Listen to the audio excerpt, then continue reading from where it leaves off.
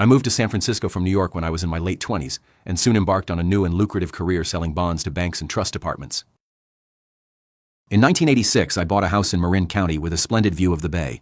It was a one-story with 4 bedrooms on Greenbrae Ridge, not far above Highway 101, and close to Sir Francis Drake Boulevard.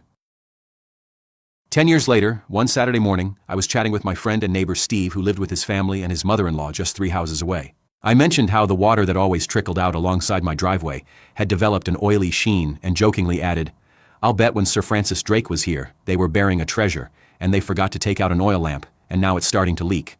Steve surprised me by saying, "Nope, but you're closer than you think. The treasure of Sir Francis Drake is buried under my house."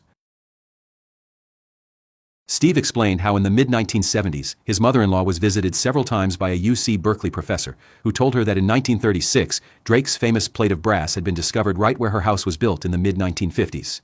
The professor asked her each time if he could go under the house with a metal detector to see what else he could find, but she wouldn't let him.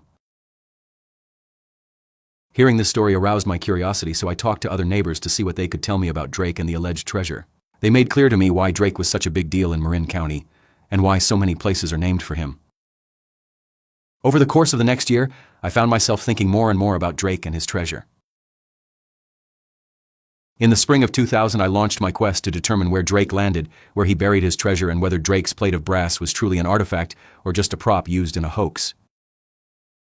For over 400 years, there has been speculation about the contents of the greatest buried treasure of all time. Here are just a few of the things I found on this adventure. A 272-pound stone buried beneath my front walkway with the image of a Mayan warrior on it. The Emerald Goddess of Peru, a missing artifact last seen in the 1500s. A broken Aztec stone relief made of alabaster and identified by an expert as coming from an Aztec temple between 1500 and 1550. A gold-covered rock recovered 25 feet below ground.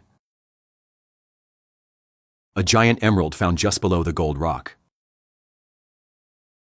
A creepy image of a ghost found in the wall of the treasure cavern. This is how much research it took to resolve the unanswered questions about Drake's landing site, the location of the lost harbor, and where Drake buried the emerald treasure in 1579 when he claimed Nova Albion for Queen Elizabeth I of England. Both the paperback and ebook versions contain 100 pictures that keep you in the action all the way through. This book will be adapted and released as a multi-episode series for television. Copies are available in paperback or ebook for Kindle or audiobook on Audible, so visit www.nova-albion.com or amazon.com. Whatever format you choose, you'll love it.